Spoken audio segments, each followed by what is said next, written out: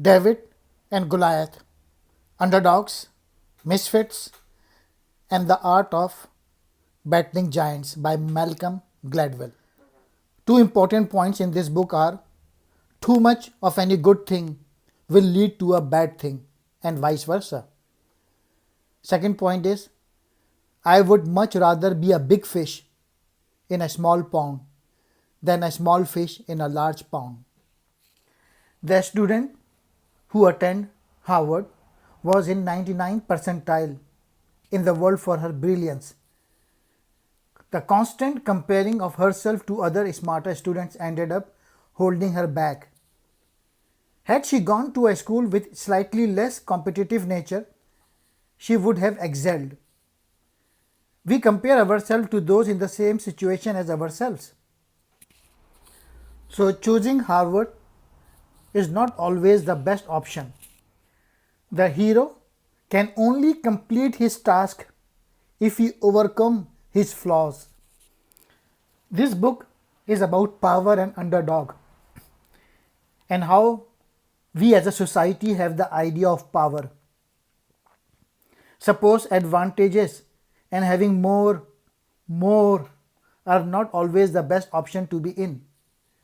This book is also about underdogs and how being in such position can be advantage when it's looked at in a certain way. This book is about anyone who is in a position of power or underdog. Courage is not something that you already have that makes you brave when the tough time starts. Courage is what you earn when you have been through the tough times and you discover they aren't so tough after all. Giants are not what we think they are. The same qualities that appear to give them strength are often the source of great weaknesses. The reasonable man adapts himself to the world. The unreasonable one persists in trying to adapt the world to himself. Therefore, all progress depends on the unreasonable man.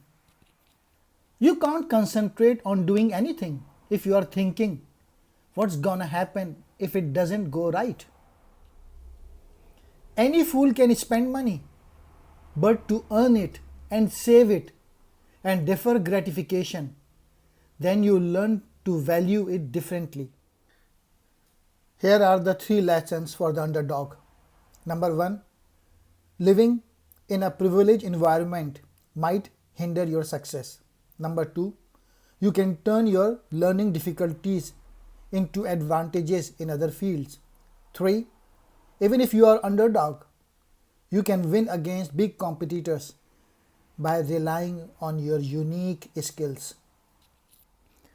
Why do we automatically assume that someone who is smaller or poorer or less skilled is necessarily at a disadvantage? Lawrence's band of several hundred warriors killed or captured 1200 Turks and lost only 2 men. The Turks simply had not thought that their opponent would be crazy enough to come at them from the desert. Lawrence attacked the Turks where they were weak, not where they were strong.